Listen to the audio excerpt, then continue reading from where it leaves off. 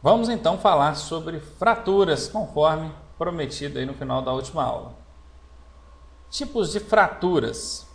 Nós temos aqui, eu até fiz questão de detalhar aqui para vocês, caso vocês estejam estudando em algo mais aprofundado, mas na verdade nós temos dois tipos de fraturas comuns que são cobrados em provas: fratura exposta e fratura fechada. Exposta é esse caso aqui, onde você tem o rompimento do osso, e o rompimento desse osso é um rompimento total, e ele chega a romper também os músculos, tecido epitelial, a pele, e o osso fica exposto, conforme mostrado aqui na figura. E a fratura fechada é aquela onde pode ocorrer o rompimento total ou não do osso, total ou parcial, mas fica interno, você não vê o osso rompido, quebrado. E tem variações desse tipo de fratura. Nós temos a fratura oblíqua, que é nesse exemplo, conforme vocês podem ver aqui na figura, a cominuta, que é o osso estilhaçado num ponto, e a espiralada. O osso é quebrado, ele é fraturado, mas em vários pontos, não é conforme na cominuta, que fica tudo concentrado num único ponto. Observaram? Aqui nós temos vários pontos, é chamada de espiralada, que faz tipo uma espiral, e aqui nós temos a cominuta, que é num único ponto. E a oblíqua, que é num ponto só e um quebrado só, uma rachadura só no osso. Essas três variações eu nunca vi perguntar em prova. Portanto, vamos resumir essas três aqui em fratura fechada. Assim fica mais fácil para a gente. Aqui nós temos a fratura exposta, que é a aberta, e aqui nós temos exemplos de fraturas fechadas. Não tente recolocar um membro lesionado na posição natural, ou seja, da maneira que era. Às vezes você vê que está torto, está quebrado, quer voltar para a posição normal. Nós já falamos isso até no finalzinho mesmo da aula anterior, que não é procedimento adequado para leigo. Não aplique nada quente. É outra coisa, é o banho de aguinha de sal quente da vovó. Gente, essas técnicas domésticas normalmente não funcionam. Lá na parte de hemorragia, até esqueci de falar para vocês. Mas em casa, o que a gente faz quando tem hemorragia? Pó de café, pano queimado, cinza de fogão, para estancar a hemorragia, açúcar. Todas as técnicas domésticas não recomendáveis. Aqui no caso de fratura, inchaço, pancada, a mãe, a vovó já vem logo com a aguinha de sal quente, coloca por cima, que diz ela que é para espalhar o sangue. Gente, qualquer coisa quente que você aplicar sobre uma fratura, uma região lesionada, de pancada, resultado de pancada, vai gerar edema. Edema é o quê? Inchaço, nós já falamos disso anteriormente.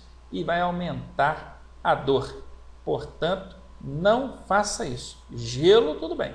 Você já viu o jogador de futebol toma uma pancada e colocar compressa quente na perna dele? É gelo. Pois é. Então esqueçam essas técnicas domésticas e tentem aplicar o que a gente está vendo aqui nas aulas. Na fratura fechada, o que você vai fazer? Imobilize a região afetada, prendendo em pelo menos 4 pontos. Vocês estão vendo aqui 2 exemplos de imobilização, onde o socorrista pegou um material rígido e prendeu esse material ao braço da vítima em pelo menos 4 pontos. Vou tentar desenhar aqui para vocês. Vamos desenhar aqui em cima que vai atrapalhar menos. Vamos imaginar que isso aqui seja o braço, aqui o cotovelo e aqui o antebraço da pessoa, e aqui a mão.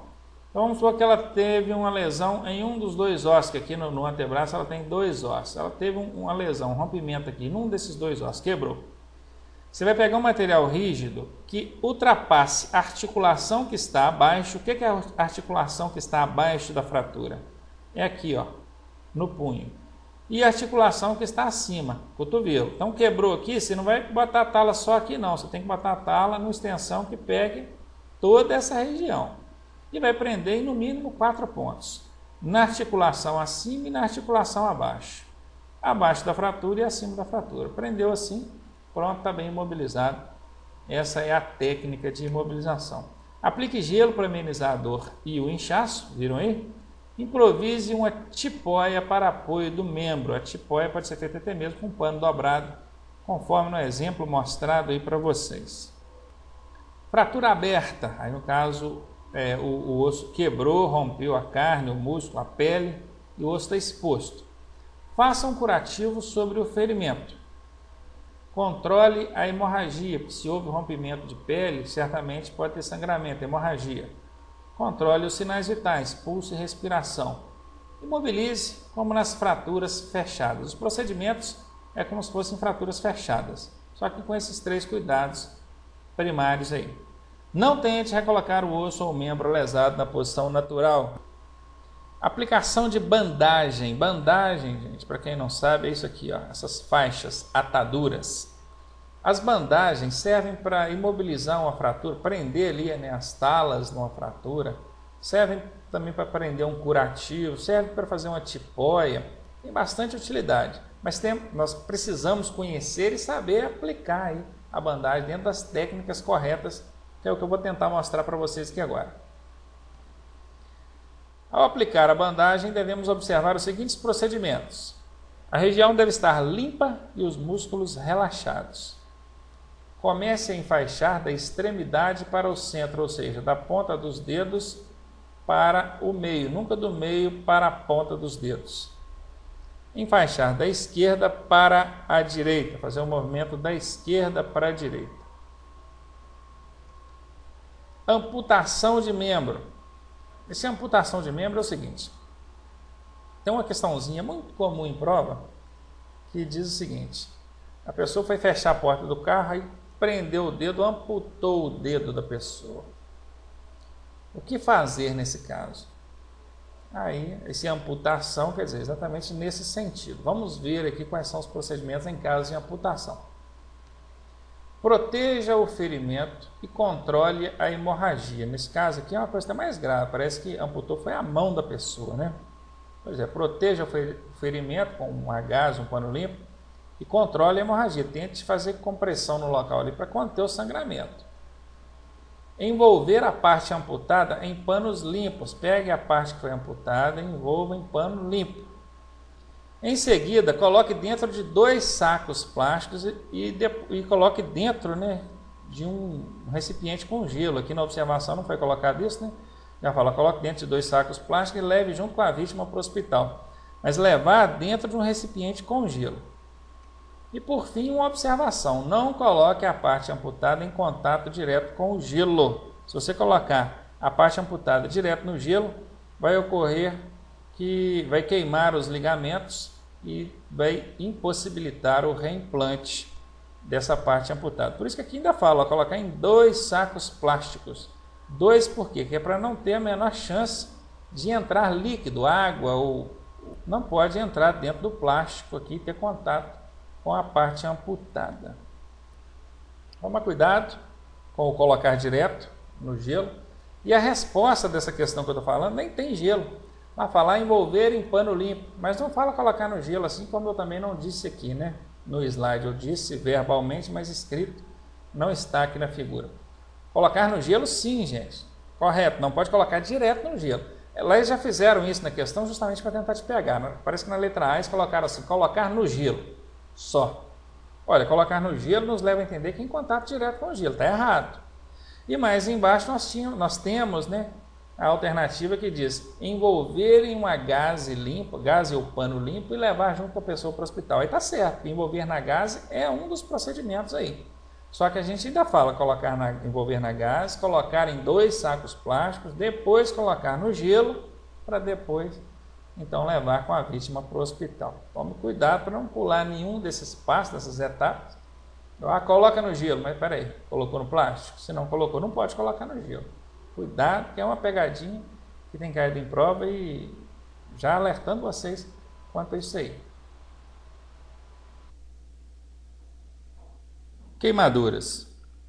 Conceitos. São lesões produzidas nos tecidos de revestimento, podem ser causadas por agentes térmicos, fogo, por exemplo, produtos químicos, eletricidade, sim, também existe a queimadura provocada por choque elétrico e por radiação, por exemplo, o sol, as radiações infravermelhas do sol. As queimaduras ainda são classificadas quanto ao grau, sendo a queimadura de primeiro grau aquela que apresenta apenas vermelhidão superficial. Ela atinge apenas a derme, ou a superfície, a camada mais superficial da pele. A de segundo grau Ela apresenta, além da vermelhidão, também bolhas. Ela já atinge a derme e epiderme. E a de terceiro grau, ela já atinge a região superficial, toda a epiderme e também tecidos musculares e nervosos. Especialistas afirmam que a queimadura de terceiro grau é indolor. Indolor quer dizer, não apresenta dor no local da queimadura. Por quê? A justificativa é que a região queimada, por ter deteriorado o sistema nervoso, que é justamente o que transmite a sensação de dor para o cérebro, a queimadura ou a região, o ferimento, acaba sendo indolor. A gravidade da queimadura. A gravidade de uma queimadura é calculada considerando-se 4 aspectos. O grau da queimadura, que nós já vimos anteriormente, primeiro, segundo e terceiro grau. Localização da queimadura. Idade da vítima. E percentagem da área atingida. Essa sigla SCTQ significa superfície corporal total queimada. Em alguns casos, em algumas bibliografias, vocês vão ver apenas as letras SCQ, que significam superfície corporal queimada. Aqui a gente vai sempre trabalhar com superfície corporal total queimada, que é para calcular justamente a área total atingida. Como é que funciona esse cálculo da área corporal atingida? O corpo humano foi dividido aqui em 11 partes. Nós temos cabeça, tórax na região frontal e tórax na região das costas. Então vamos numerando para ficar mais fácil. 1, 2, 3. Cada braço equivale também a uma parte. Então 4, 5. A região abdominal, frontal ou pelvis na frente também. Então 6. A região frontal da barriga ou abdômen também. Então 6. E a região das costas, já na região das nádegas e lombar, 7. As pernas, a gente conta cada perna como sendo 2 partes, porque considera-se a parte frontal e a parte de trás. Então aqui 8, 9, 10, 11. 11 partes, todas elas divididas em 9%, ou seja, com a proporção de 9% de região queimada. Assim, se você tem essa divisão do corpo humano, você consegue calcular qual foi a área atingida, considerando aí cada uma dessas partes e sabendo que cada uma delas equivale a 9% da área total queimada. Existe também uma variação dessa regra, dessa técnica, para crianças, mas não vou entrar no mérito, até porque nem mesmo essa situação aqui vai ser cobrada em prova para você calcular aqui a área, apenas a gente precisa saber que a gravidade é calculada com base na percentagem da área atingida, e aqui eu mostrei para vocês como é que chega a esse resultado. Mas, obviamente, essas situações aqui, tanto da criança quanto do adulto, não são alvo de prova, não vão pedir para você calcular a área atingida, não. E agora, já com base nessas informações, a gente consegue chegar aí a algumas conclusões. São consideradas queimaduras de alto risco as de terceiro grau com mais de 10% de superfície corporal total queimada. As de primeiro e segundo grau, quando tiverem mais de 25% da superfície corporal total queimada. Também, quando a queimadura for na face, nas vias respiratórias, inclusive atingindo aí pulmões e regiões genitálias. E também crianças e idosos, em razão da idade, conforme nós vimos aqui, eles apresentam complicações maiores no que diz respeito a queimaduras. Ainda sobre queimaduras, corpo em chamas. Técnica 1. Pare, deite e role. Se a pessoa sair correndo conforme essa ilustração aqui, a tendência é que o fogo se alastre, aumente. Então, a pessoa tem que fazer o quê? Parar, deitar no chão e rolar. De acordo que as partes do corpo forem tocando no chão, o fogo tende a se apagar. Técnica número 2, a técnica do abafamento. Justamente, você vai pegar um cobertor, algum material que não entre em chamas com tanta facilidade, de preferência um cobertor molhado, se for possível. mas um cobertor mais grosso, mais espesso, não pega fogo tão facilmente. Você não vai jogar aqui em cima da pessoa uma lona plástica, porque só de você aproximar essa lona da pessoa, ela já vai pegar fogo, então isso não é uma técnica recomendável. Ou seja, abafando, fazendo a técnica do abafamento, conforme na ilustração, para poder tentar conter aí as chamas. Retire a roupa da vítima nas partes atingidas pelo fogo, sem puxar as partes aderidas. Onde a roupa colar, você recorta em volta, tira o que está ao redor, mas onde está aderido você não tira, deixa ali. Retire materiais que possam apertar em caso de edema. Edema é inchaço. Anéis, pulseiras, braceletes. Retire esses materiais da pessoa, porque depois que inchar, apresentar edema, dificilmente você vai conseguir tirar. Queimaduras térmicas. Se possível, lave a região com soro fisiológico. A melhor coisa para poder tratar de queimadura é a água, tá, gente? Se tiver soro fisiológico, dentro do recomendado aqui, melhor ainda. Cubra a queimadura com algo não aderente. Se você jogar ali uma gaze em cima de uma região queimada, a tendência é que a gaze venha aderir no ferimento e aí a complicação é maior. Mantenha sob a água para amenizar a dor, ou seja, sob quer dizer debaixo d'água mesmo, água corrente, conforme aqui nas ilustrações. Não aplique nenhum tipo de produto ou medicamento, pomada, pasta de dente ou outras técnicas domésticas. Pois é muito comum em casa a pessoa já correr e passar uma pasta de dente, pomada para queimadura, tem aí? Então vamos passar. Nem pomada para queimadura você vai passar, nenhuma medicação, nenhuma técnica doméstica. Queimaduras por produtos químicos. Se o produto não for reagente, vejam, se não reagente, lave com água corrente, que é inclusive a melhor coisa para tratar de queimadura, água.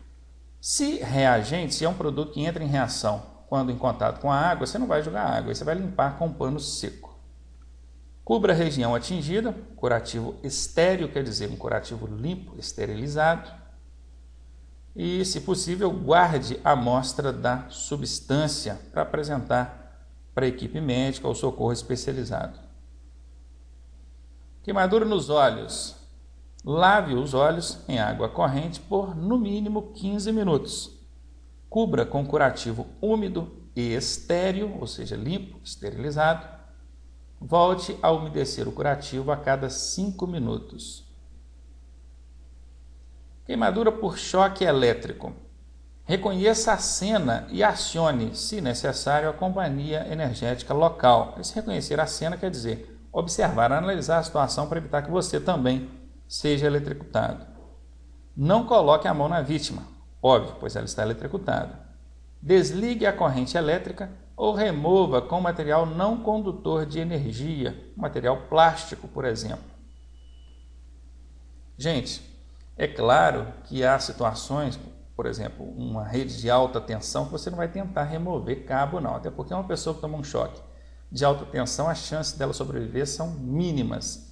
E quando você se expõe ao risco de tentar remover essa rede elétrica, você está chamando para si um risco muito grande. Conforme nós vimos lá nas primeiras aulas de primeiros socorros, a prestação do socorro ela deve ocorrer desde que isso não proporcione risco a você. Pode colocar ou pode provocar parada cardiorrespiratória. Se isso acontecer, fazer as manobras de reanimação cardiopulmonar. Trate as queimaduras como nos demais casos. E por último, a queimadura por radiação. Aqui nós temos na ilustração a queimadura por radiação do sol. Retirá-lo do local, obviamente a pessoa está ali exposta ao sol, a queimadura está se agravando. Remover as roupas, conforme nós vimos aí em técnicas agora mesmo. Aplicar toalhas molhadas, pano molhado. E aplicar também gelo sobre as axilas, nos punhos, atrás dos joelhos, laterais do pescoço, ou seja, nas áreas onde há uma circulação sanguínea mais superficial, onde você consegue perceber a pulsação da pessoa. Providenciar a imersão em recipiente com água bem fria. Imersão quer dizer submergir a pessoa em água, uma banheira d'água ou algo com água fria. ingerir líquido desde que não haja lesões internas. Normalmente, oferecer líquido a uma vítima que você está prestando socorro não é recomendação. A regra geral é não dê líquido a uma vítima. Mas nesse caso, se você tiver certeza, convicção de que não há uma lesão interna, não foi o caso de um acidente automobilístico, ou ainda que tenha sido, se ela não tem ali, se ela não apresenta sintomas ou suspeitas de lesões internas, aí o ingerir líquido para ela é legal, porque ela vai estar se reidratando. Mas isso, vejam bem, mediante a certeza de que não há lesões internas. E reforço, oferecer líquido à vítima de prestação de socorro não é recomendável. Isso é regra geral, não ofereça, a menos, ou seja, com exceção nesse caso.